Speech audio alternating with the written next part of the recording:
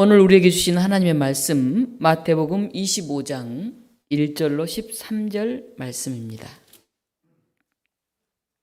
마태복음 25장 1절로 13절 말씀을 제가 봉독하겠습니다. 그때 천국은 마치 등을 들고 신랑을 맞으러 나간 10처녀와 같다 하리니 그 중에 5은 미련하고 5은 슬기 있는 자라. 미련한 자들은 등을 가지되 기름을 가지지 아니하고 슬기 있는 자들은 그릇에 기름을 담아 등과 함께 가져갔더니 신랑이 더디어 오므로 다 졸며 잘세.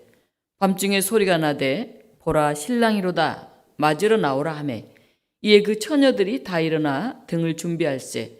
미련한 자들이 슬기 있는 자들에게 이르되 우리 등불이 꺼져가니 너희 기름을 좀 나눠달라 하거늘 슬기 있는 자들이 대답하여 이르되 우리와 너희가 쓰기에 다 부족할까 하노니 차라리 파는 자들에게 가서 너희 쓸 것을 사라 하니 그들이 사러 간 사이에 신랑이 오므로 준비하였던 자들은 함께 혼인잔치에 들어가고 문은 닫힌지라. 그 후에 남은 처녀들이 와서 이르되 주여 주여 우리에게 열어주소서. 대답하여 이르되 진실로 너희에게 이르노니 내가 너희를 알지 못하노라 하셨느니라. 그런즉 깨어있으라. 너희는 그날과 그때를 알지 못하느니라. 아멘. 어제는 입동이었습니다. 입동은 겨울이 시작된다고 하여서 입동이라 그렇게 부릅니다. 입동에 이제 들어서게 되면 겨울잠을 자는 동물들이 땅 속에 이제 굴을 파고 숨게 됩니다. 그리고 우리도 요즘 나가면 낙엽이 굉장히 많이 떨어져 있잖아요. 간 곳마다 낙엽이 우수수 떨어져 있죠. 산야에 있는 나뭇잎이 떨어집니다. 그리고 풀들은 말라갑니다. 낙엽이 지는 데에는 나무들이 겨울을 지나면서 영양분 소모를 최소한 하기 위해서 자기 잎을 다 떨어뜨리는 거죠. 굉장히 지혜로운 거죠.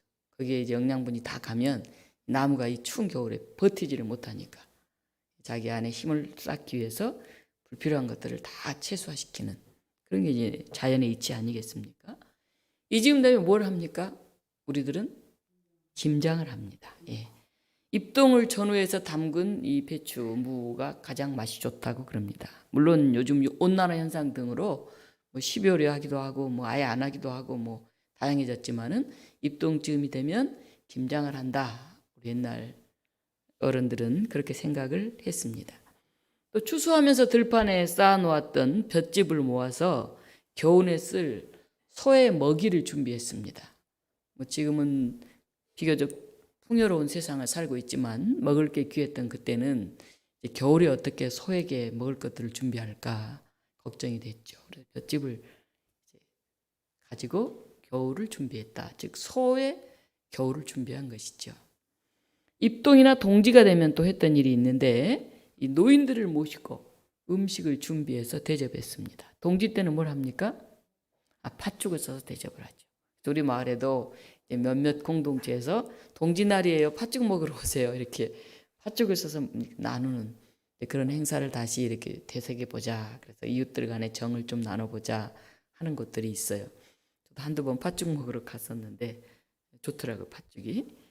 따뜻하기도 하고 정겹지 않습니까? 누군가 팥죽을 써서 나누면서 이 겨울을 준비해 간다는 게. 그러니까 입동, 동지, 특히 이제 어른들을 모시고 음식을 준비했는데 이때에서는 마을에 아무리 가난한 사람도 이 노인분들을 위해서 입동에 음식 준비하는 일에 보탰어요. 근데 가진 게 하나도 없는 사람은 뭘로 보태겠어요? 그러니까 어떻게 했냐면은 정 형편이 어려운 사람은 겨울잠을 자기 위해서 또랑에 숨는 미꾸라지가 있어요. 그거를 이제 잡아가지고 추어탕을 끓여서 대접을 했어요. 그래서 온 동네 사람들이 자기가 가진 것을 조금씩 다 내서 어르신들을 대접하는 그런 절기가 입동 동지였다 하는 것이죠. 겨울을 준비하려면 나무들은 잎을 떨구고 사람들은 소의 먹이를 만들고 김장을 하고 또 어르신들 기가 허하잖아요. 제가 이제 큰 교회에서 목회할 때 보면 이 계절이 바뀔 때 장례가 가장 많이 납니다. 그래서 많이 2월 이렇게 봄 맞을 때 많이 돌아가시고 여름 8월에서 9월 이때 많이 돌아가셔요. 이 계절이 바뀌려면 힘이 좀 필요한가 봐요. 기력이. 겨울 날라면 힘들잖아요. 그래서 어른들에게 잘 대접을 했다 하는 것입니다. 우리 조상들의 참 정성과 지혜가 있었다 하는 것을 우리가 알 수가 있습니다.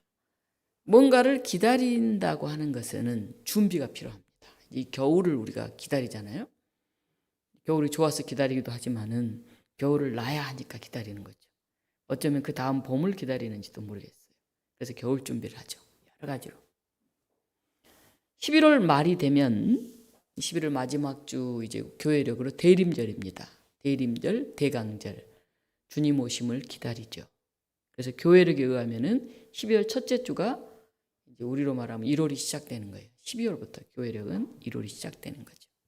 예수님이 오심을 기다리면서 이 대림절과 함께 새로운 한 해를 시작하는 것입니다. 우리의 시작은 항상 주님이 다시 오실 그날을 기다리는 것이죠. 오늘 본문에도 이 기다리는 사람들이 나옵니다. 바로 신랑을 기다리는 처녀들입니다. 마치 혼인 날짜를 잡아둔 신부가 정성스럽게 혼인을 준비하는 것과 같아요. 예수님은 등불을 밝혀 들고 신랑을 맞으러 나간 이 열처녀 비유를 통해서 하나님 나라에 대해서 이야기를 합니다. 유대인들은 신랑 신부가 약혼을 하면 1년 동안 각자의 집에서 이제 머물어요. 같이 이제 살지는 않고 준결혼 상태죠. 약혼을 했으니까요. 그런데 결혼식 날이 오면 신랑이 신부의 집으로 옵니다. 그러면 신부와 신부 친구들이 준비하고 있다가 신랑이 오면 신랑과 함께 신랑 집으로 가요. 이때 신랑 집으로 갈 때 그 초대된 사람들이 전부 이렇게 신부 쪽 사람들이 다 같이 가죠. 그래서 신랑 집에 가서 그래서 일주일간 어마어마한 잔치가 벌어집니다. 일주일 잔치 대단하지 않습니까? 우리가 결혼식 1시간 준비하려고 그래도 다 힘이 들고 지치고 결혼식 끝나면 뭐 아이고 너무너무 힘들다. 2번은 못하겠다. 그런 얘기를 할 정도로 힘든데 일주일간이 잔치를 했다는 것이죠. 오늘 본문에서는 10명의 신부 친구들, 정확히 말하면 이 사람 신부 친구들 어떤 사람인지 들러리라 이렇게 부르기도 하는데 신랑을 기다려요. 근데 신랑이 언제 올지를 몰라요. 오늘 오기는 올 텐데 뭐 점심 때 올지 저녁에 올지 밤중에 올지 모르니까 이제 기다리고 있다가 깜빡 잠이 들었어요. 밤늦게 신랑이 도착을 했습니다. 근데 종일 신랑을 기다리느라고 5 처녀는 이 등불에 기름이 다 거의 다 떨어져 가요. 신랑이 온다 소리가 들리니까 벌떡 일어나가지고 자다가 등불을 이제 밝혔는데 이 사람들 같이 이제 등불을 켜고 가야 되잖아요. 신랑 집으로 깜깜한 밤에. 근데 기름이 떨어졌어요. 그러니까 당황을 하죠. 근데 마치 나머지 슬기로운 5 처녀는 기름을 준비해 갔어요. 그러니까 등불에다 기름을 채우고 이제 불을 붙입니다. 그러니까 이 기름이 떨어진 5 처녀 미처 준비하지 못했죠. 이렇게 밤중에 올지 몰랐으니까. 우리 기름 좀 나눠줘. 우리도 좀 같이 이렇게 불을 켜게 얘기를 합니다. 근데 기름을 안 나눠줘요. 왜 안 나눠줍니까? 이렇게 말하죠. 우리와 너희가 쓰기에 다 부족할까 하노니 차라리 파는 자들에게 가서 너희 쓸 것을 사와 나눠줬다가 우리도 기름이 떨어지면 어떡하게 그렇게 얘기를 하는 것이죠. 그러니까 5 처녀가 기름을 사러 막 다니는데 지금처럼 뭐 이렇게 기름 파는 주유소가 곳곳에 있었겠습니까? 겨우 이제 결혼식 거의 끝나 뭐 문 딱 닫힌 뒤에 이제 도착했죠. 주여 주여 문을 열어주세요. 뭐 이렇게 사정을 했다 하는 게 오늘 본문의 이야기입니다. 우리가 마태복음 25장을 읽었는데요. 바로 그 24장 그리고 오늘 읽은 25장은 종말과 재림에 관한 예수님의 말씀입니다. 예수님은 올리브산에 제자들을 데리고 올라가셔서 종말에 대한 묘사를 하시면서 말씀을 쭉 시작합니다. 내가 영광 중에 올 것이다. 그때가 속히 올 것이다. 그런데 아무도 그날이 언제인지 알지 못할 거다. 바로 앞장 24장에 그 얘기가 나와 있습니다. 그리고 나서 이제 4개의 극적인 얘기를 하는데 그 4개 이야기 중에 2번째 이야기가 오늘 이 열처녀 비유라고 하는 이야기입니다. 예수님은 바로 전 앞장에서 임박한 재림에 대해서 이야기를 하셨어요. 근데 오늘 여기에서는 25장에서는 예수님을 이제 우리가 신랑에 비유했다 이렇게 보통 알고 있죠. 왜 신랑이 오는 것이 지연되고 그 밤중까지 안 왔을까요? 준비한 기름이 다 떨어질 때까지 신랑이 오는 게 지연되고 있잖아요. 당시 유대인들은 자신들의 생전에 예수님이 다시 오실 거다, 그런 확신을 가지고 있었어요. 왜냐하면 우리 사도행전 1장 10절로 11절 보면 예수님이 이제 부활 승천하시면서 이런 말씀을 하십니다. 어찌하여 서서 하늘을 쳐다보느냐? 너희 가운데서 하늘로 올려지신 예수는 하늘로 가심을 본 그대로 오시리라. 우리가 이렇게 승천하신 주님을 봤는데 그 모습 그대로 곧 오시겠구나, 이렇게 이제 기다리고 있는데 예수님이 안 오셔요. 지금까지도 안 오셨는데 예수님이 안 오셔. 곧 오실 줄 알았는데. 그 어떻게 될까요? 점점 예수님은 안 오시고 나이는 점점 들어가고 주변 사람들 1명, 2명 세상을 떠나기도 하고 굉장히 당황스러웠어요. 초조해졌습니다. 당시 사람들은 예수님이 어떤 모습으로 오실까? 뭐 요즘 사람도 그런 분들이 많습니다만, 재림 후에 그 나라는 어떻게 생겼을까? 그때는 언제일까? 이게 제일 관심이 많죠. 그때는. 그래서 맨날 며칠 몇 시에 온다, 뭐 이렇게 맨날 안 오시잖아요. 그런데 예수님이 그렇게 말씀을 하십니다. 재림 자체보다는 기다림이 중요하다, 그 얘기를 하시는 거예요. 그걸 맞아들이는, 준비하는 자세가 중요하다. 그 말씀을 지금 하고 계시는 거예요. 재림을 기다리는 성도들이 어떻게 살아가야 하는지, 어떤 마음 자세를 가지고 어떤 일을 해야 되는지, 그것을 오늘 얘기하고 있는 거예요. 그러니까 예수님 오시는 게 점점 지연되고 있는 이제 그런 시기하고 맞물려지게 되는 것이죠. 한밤중에 신랑이 도착한다고 외치는 소리가 들립니다. 예, 밤중이기 때문에 이 신랑을 앞세우고 신부와 또 그 신부 가족들 또 하객들을 모시고 이제 신랑 집까지 가려면 반드시 등불이 필요하죠. 지금처럼 이렇게 불이 환한 전기가 있는 시절이 아니지 않습니까? 고대 시대. 불 기름 떨어지면 이것도 떨어지니까 조심해서 안내해서 가야 되잖아요. 하객들을 모시고 캄캄한 밤중에 신랑 집까지 가야 하는데 도중에 기름이 떨어지면 이게 다시 돌아올 수도 없고, 그렇다고 거기서 뭐 밤중에 노숙을 할 수도 없고, 그런 난감한 일이 없잖아요. 잔치, 결혼식을 자칫하면 망칠 수 있잖아요. 그러니까 이 슬기로운 처녀들은 기름 좀 나눠주시오 하면 우리가 생각할 때 조금 나눠주면 되지. 아니죠. 나눠주면 큰일 나죠. 그 기름 갖고 신랑 집까지 가야 되는데 지금 이것도 지금 완전한 건지도 그냥 불안한데, 그걸 나눠줬다가 가다가 너도 나도 다 못 가면 어떡합니까? 나눠줄 수가 없는 거죠. 사람들은 흔히 우리는 어리석은 그런 처녀가 되면 안 된다, 그래서 우리는 이 슬기로운 처녀들처럼 늘 깨어 있어야 한다, 그렇게 생각을 합니다. 주님이 다시 오실 그날을 대비하면서 우리는 늘 깨어 있어야 한다, 이렇게 생각을 합니다. 근데 오늘 본문을 자세히 보면요, 5절 같이 한번 읽어볼까요? 우리 신랑이 더디 오므로 다 졸며 잘세. 깨어있는 사람이 있습니까? 없습니까? 없어요. 이 10처녀들은 다 잤어요. 5명이 깨어있었던 게 아닙니다. 이들은 모두 신랑이 와서야 깨어났어요. 신랑이 온다 뭐 이 소리가 막 하늘소리 들리고 시끌벅적하지. 그때 번쩍 일어났죠. 기름이 다 떨어졌네. 신랑 기다리다가. 어리석은 처녀들은 놀라고 당황했고, 슬기로운 처녀들을 빨리 준비해 놓은 기름을 그냥 갖다 채웠죠. 지혜로운 처녀하고 어리석은 처녀와 슬기로운 처녀를 구분하는 그게 뭐가 있습니까? 뭐가 구분됩니까? 이 두 그룹은? 한쪽은 잠을 안 잤나요? 잠 잤죠. 똑같이. 한쪽은 등불을 준비하지 않았나요? 똑같이 준비했죠. 한쪽은 신랑을 안 기다렸나요? 똑같이 기다렸습니다. 단 다른 건 뭐였냐면, 슬기로운 처녀는 기름을 준비하고 있었다는 거예요. 여분의 기름을 준비하고. 이게 결정적인 차이입니다. 어리석은 처녀들은 기름이 떨어져 가고 있는 걸 몰랐죠.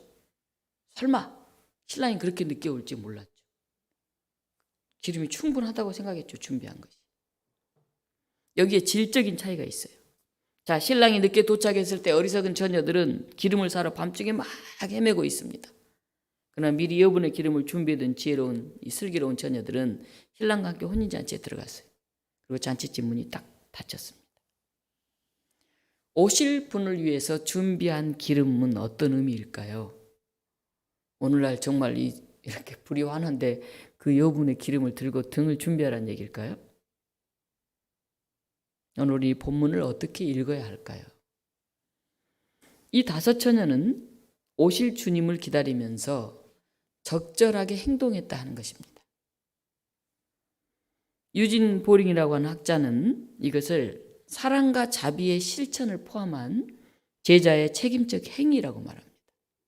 사랑, 자비, 그것을 실천한 적절한 행동, 제자의 그 삶, 그게 여분의 기름이다. 이렇게 이제 그런 얘기를 했습니다.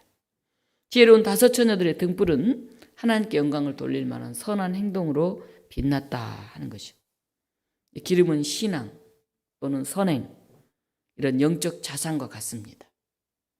자기를 스스로 개발하는 것, 그리고 영적 자산을 우리가 충만케 하는 것, 그리고 준비하는 것, 그건 남과 공유할 수 있는 게 아니에요.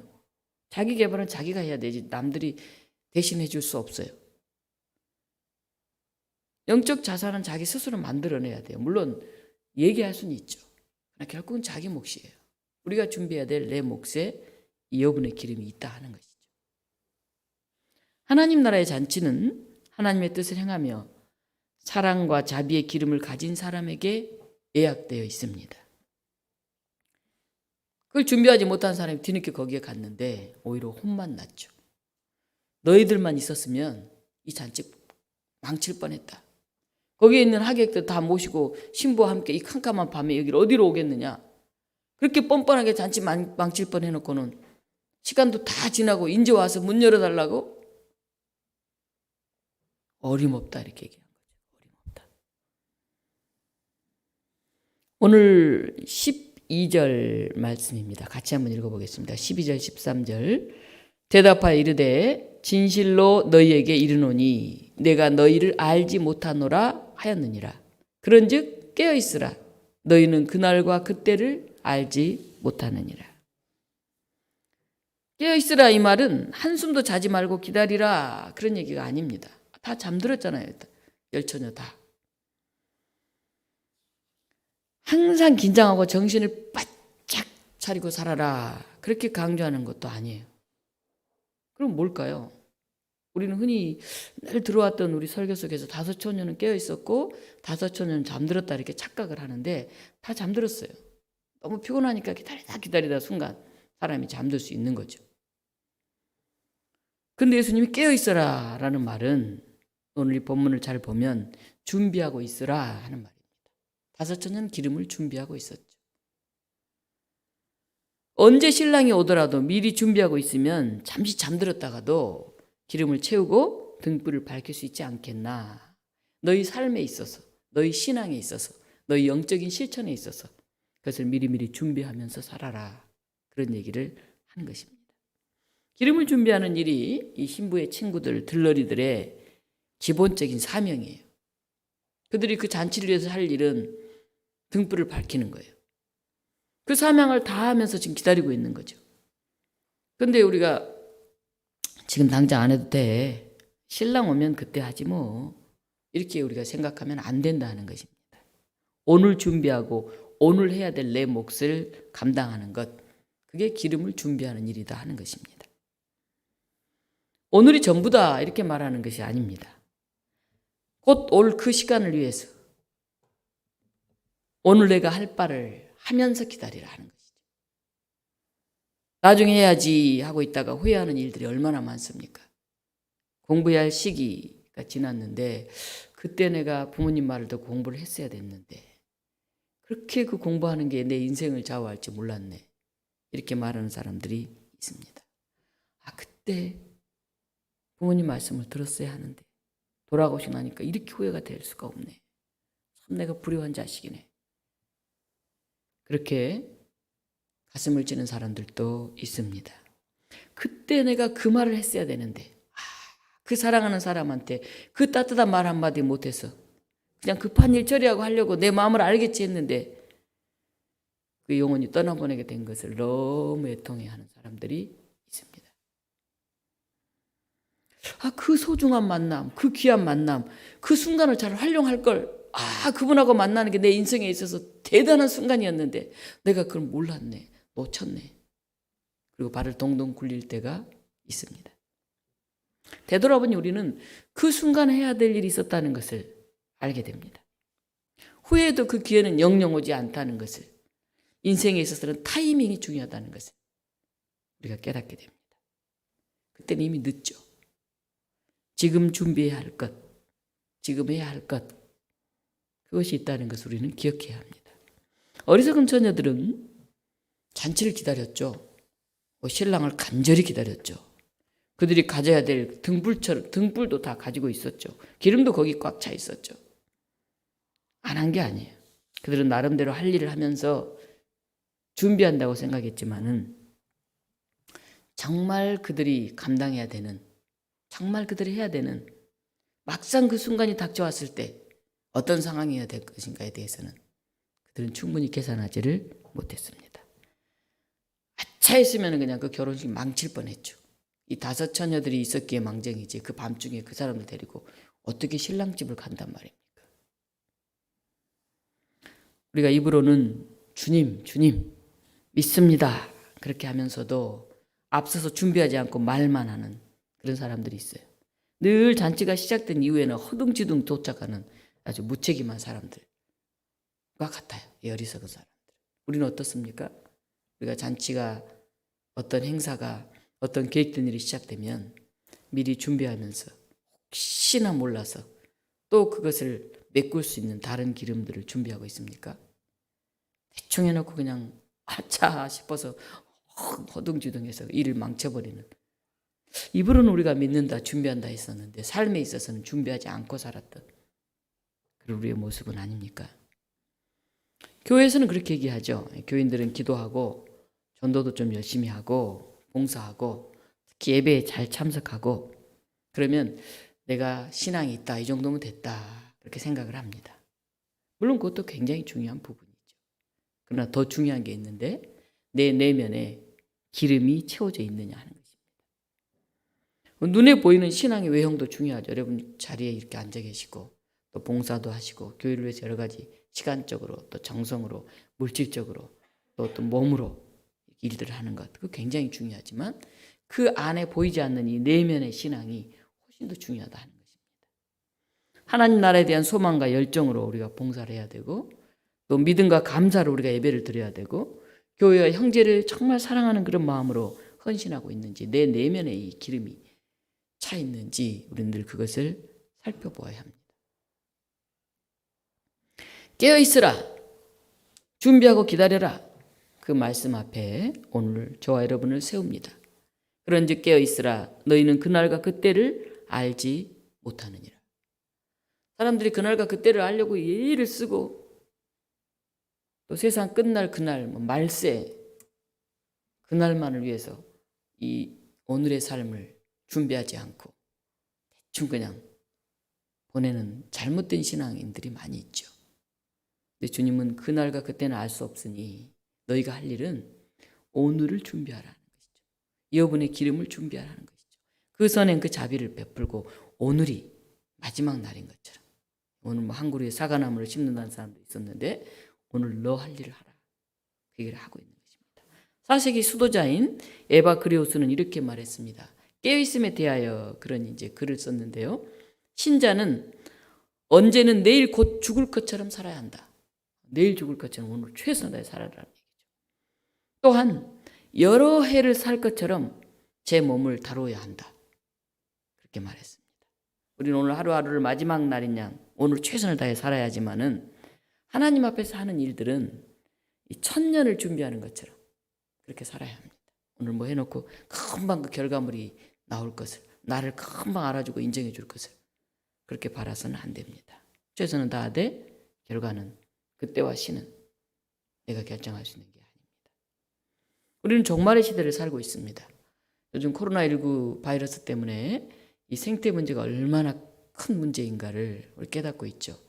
제가 종로구 혁신교육지구에서 활동을 좀 하고 있는데 최재천 교수님을 모시고 이 코로나 시대의 생태 문제 얘기를 좀 나누려고 교섭을 해서 얘기를 나눴고, 또 우리 기장 목회자 신년 세미나에도 좀 모셔야 되겠다고 이제 그분을 전화번호를 좀 알려달라고 이제 그렇게 하는데 너무 전화가 많이 오니까 이분이 전화를 못 받아요.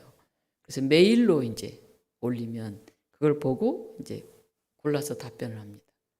그 정도로 이제 생태 위기 앞에 우리가 이제 서 있죠, 생태에서. 옛날에는 뭐 생태 문제 그런 굉장히 막연한 얘기였지 이렇게 구체적으로 전부 마스크 쓰고 1년을 살지 누가 알았겠습니까? 종말의 시대를 우리는 살고 있습니다. 그리고 예수님의 재림을 기다리죠. 그 재림이 뭐 어떤 모습으로 구름을 타고 오실지, 뭐 구름 위에 하나님 천국이 있을지 그런 거 관심 갖지 마라. 그게 더 중요한 게 아니다. 관심을 하늘에 두고 하늘만 바라보면서 일상생활을 대충 살지 말라. 그런 얘기 하시는 겁니다. 우리는 예수님을 기다리면서 오늘 하루 여분의 기름을 준비해서 나를 채우고 내가 함께 모시고 갈 그 사람 풍성하게 그 준비하는 사람을 살라. 그렇게 얘기합니다. 좋을 수도 있습니다. 우리가 신앙생활 하다가 실족할 때도 있어요. 깜빡 잠들 때도 있어요. 그러나 끊임없이 그 준비된 기름들을 만들어가는 사람은 금방 넘어지지 않죠. 근데 그날을 딱 때를 정해놓고 기다린 사람은 그때가 안 오면 어떻게 되겠습니까? 낙심되지 않겠습니까? 모든 자원은 하나님의 것이죠.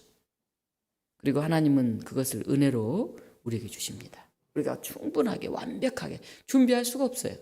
우리 작은 교회 이렇게 섬기고 있지만은 제가 대단하게 완벽한 어떤 비전을 가지고 뭐 어마어마한 일을 할 수 있는 건 아니에요. 제가 할 수 있는 선에서 나름대로 최선을 다해서 때로는 실망될 때도 있고 때로는 좋을 때도 있죠. 그럼에도 불구하고 그 기름을 꾸준히 계속 오늘 쓰면 또 내일 거 이렇게 준비해 가라 하는 것이죠. 모든 자원은 하나님의 것이기 때문에 우리가 부족해도 졸아도 그 준비하는 마음이 있다고 한다면 잔칫날 하나님은 당신의 풍성한 것을 우리에게 주시죠. 그날은 기름이 필요 없잖아요. 그것이 확 날 거예요. 기름들로 가득 차서. 다음 주일은 추수감사주일입니다. 올 한 해 동안 우리가 어떻게 결실을 준비했을까요? 준비된 기다림은 든든해요. 저도 뭐 독서 토론도 좀 많이 하고 또 이제 여성을 대표해서 나가서 뭐 발제하는 것들이 많아요. 엄청 스트레스죠. 사실 저도 내향이기 때문에 뭐 나서서 막 하고 이런 거 굉장히 안 하고 싶은데 그냥 조용히 우리 교회, 우리 마을 이렇게 지내고 싶은데 제가 이제 나이도 있고 아직 여성 목회자들이 많지 않아서 선배 그룹에 들어가니까 그런 일을 자꾸 맡게 돼요. 또 내일도 이제 우리 기장 총회가 3번째 열리죠. 옛날에 3박 4일로 열렸는데 코로나 때문에 영상으로 한번 하고 2번째는 그룹별로 또 하고 이제 내일 3번째 나눠서 모이니까 굉장히 힘드는데 전화를 어제 굉장히 많이 받았어요. 제가 이제 공천위원이 됐는데 공천위원은 각 부서를 이제 사람들을 추천하는 거죠. 그래서 이제 총회 이제 임원을 꾸미는 자리인데 여성 공천위원으로 들어갔는데 이제 전화들이 계속 오는 거예요. 이번 전체 모임에서 발언을 이렇게 해주세요.